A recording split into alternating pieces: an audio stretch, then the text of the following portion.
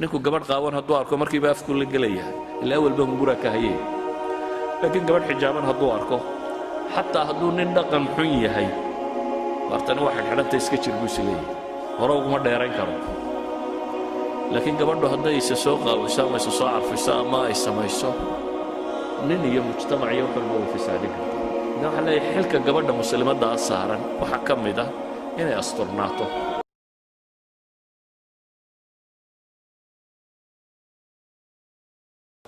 gabadha muslimadda marka xilka diimeeda saaran waa inay asturtaa hadday asturto mujtamaca islaaxisay weeyaan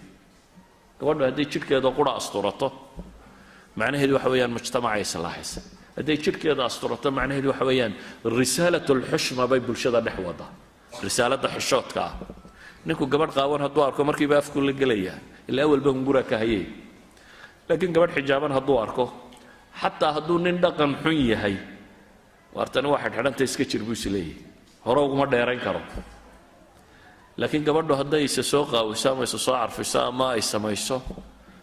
nin iyo mujtamac iyo wax walba way fasaadin kartaa idan waxa leeyahay xilka gabadha muslimadda saaran waxa ka mid ah inay asturnaato asturnaantu ma aha inay ilaahay ka baqaysay oo qura ee waxa weeyaan bulshada dani ugu jirta bulshadaan fasahaadaynin hadday gabadha muslimadda xijaaban tahay iyagu cagsigay u wadaano waa maxay waa in bulshada la fasahaadiyo marka gabadh qaawan iyo gabadh ordaysa iyo gabadh shaqaynaysa wax walba qof dumar la dhinac wada si bulshada inta kale ay u fasahaado iyaduna hadday shaqadan bilowdo iyana waa fasahaadsantay inta ka soo hadhay mujtamaca nuska kalena waa fasahaadin karaysa haddii la rabo in mujtamacu islaaxo waa inay gabadhu wanaagsanaataa haddii la rabo in mujtamacu islaaxo ilmaha soo koraya waa inuu fiicnaadaa haddii labadani ay fiicnaadaan macnaheedu waxa weeyaan bulshadani waxay u socotaa dhanka fiican waa bulsho mustaqbal leh oo la rajaynayo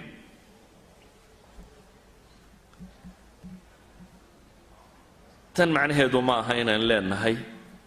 gabadha muslimadii ama cilmi ma baran karto ama ma shaqayn karto ama bini aadamku duruufo kala gedisan wuu leeyahay laakiin duruufuhu waa nawaadir waxna waa bulshada caamka waxa loogu talagalay waxna waa cid dhib gaar ah haysataa waxay qabanayso bulshada caamkii qaabkay u noolaanaysa waa inuu qaabkaa noqdaa laakiin waa dhici kartaa qof dumar oo agoon haysata reer aan biilkuba ku filayn ee ku kaliftay ninkii gabadhuba inay shaqo tagaan wax badana waa dhici karaan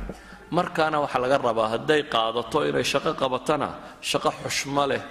oo gabadhnimadeeda ay ku caafimaad qabaysa inay qabato qur-aanku wuxuu inoo sheegayaa dumar shaqeeyey nabiyullaahi muuse markuu meeshii ka soo baxsaday fircoon iyo kooxdiisii ceel buu yimi laga cabayo laba habloodoo xoolo wata oo aan xoolahoodii waraabinayn buu yimi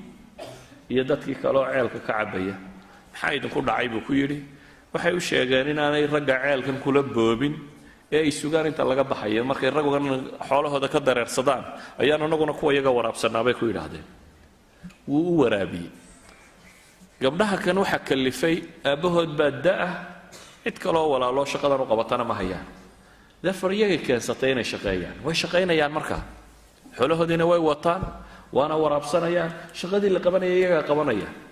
laakiin markay jaanis aragtay nin daacada oo wax u qabtay aabaheed way u tagtay si ay shaqadan uga baxdo waxay ku tidhi aabbo ninbaa waxaa noo qabtay iigu yeedha buu yidhi nin markuu yimina talay u jeedisa waxay tidhi ina khayra man istaajarta alqawiyu lamiin aabba nimaad shaqaale oo cid aad inooga dhigto ninkan xoogga weyn le ammaanada fiican leh ayaa u roon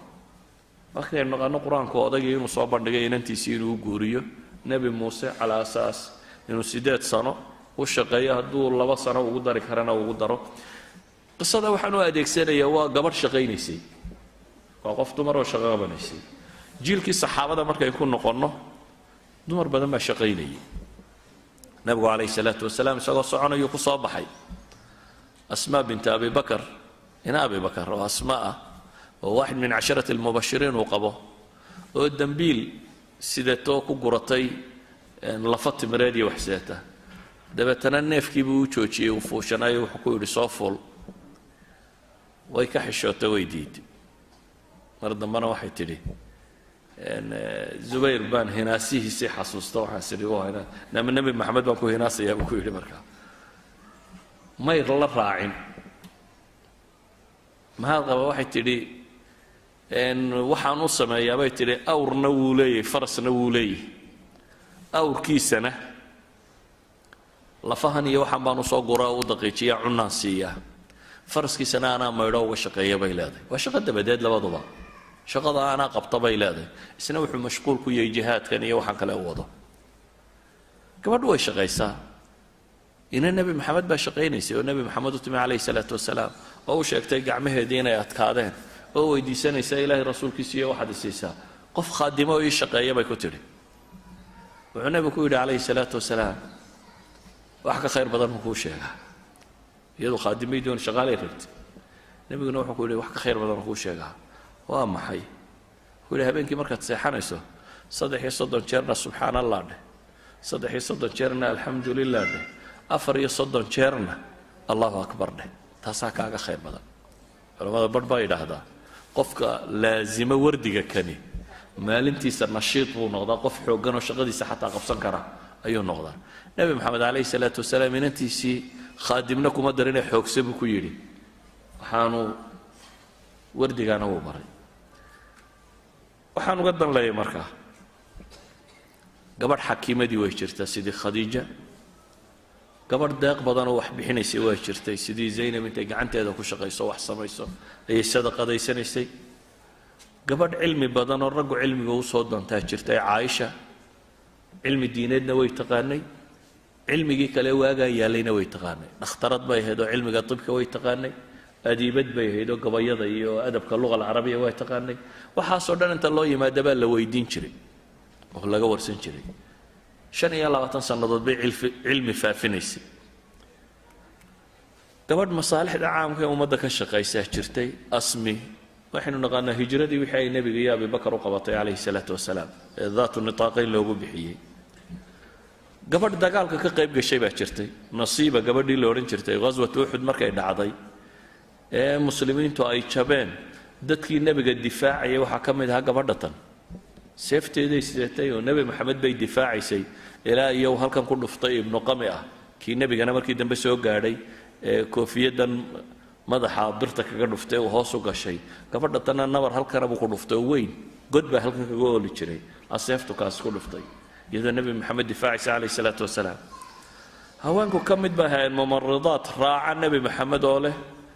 ilaahay rasuulkiisa iyo dagaalkaanu kula gelaynaa wuxuu ku yidhi idinka alla idinkuma waajibin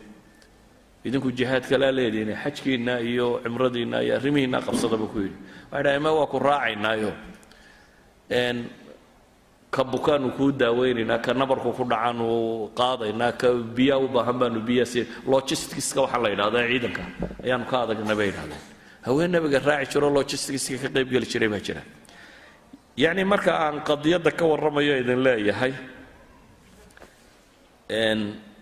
ra'yiga reer galbeed aan radinayno natiijadiisa tilmaamayno ma lihin gabadhu shaqo kalaba ma qaban karto taa maaha waxaynu wadnaa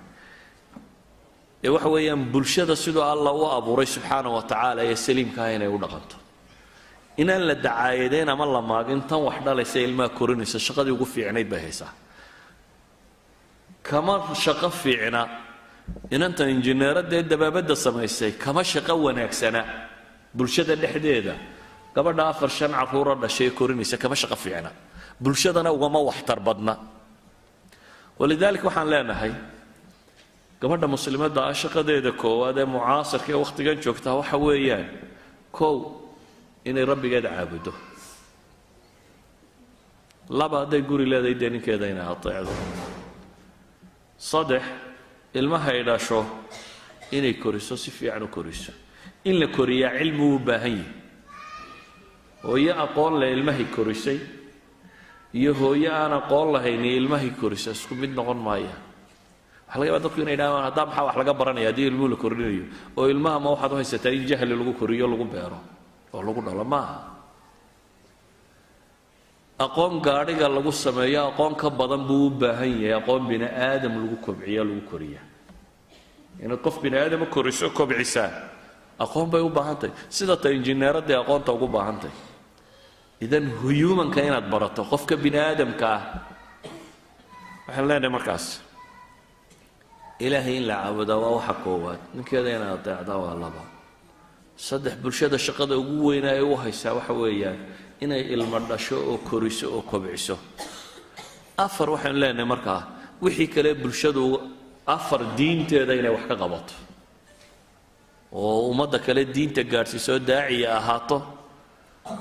dacwadeedana ay ugu horrayso risaaladan ay faafinayso ee ay asturkeeda iyo xishoodkeeda iyo xishmadeeda ku faafinayso shan waxaan leenahay markaa bulshada wixii kale ay uga baahato ay qaban karto ha qabato dumarku dhakhtar bay u baahan yihiin waa loo baahan yahay dumar dhakhtarra dumarku waxbarashay u baahan yihiin waa loo baahan yahay cid waxbarta dumarku culumay u baahan yihiin waa loo baahan yahay dumar culamo noqda wax allaaliya bulshadu qayb dhan oo bulshada ka mida bay u baahantahay shaqada marka ay gabadhu qabanayso waa inay u qabataa shaqadeeba bulshadana u faa'iido badan aakhirana kuwa ajar badan ilaahay inaad wax kaga helaysa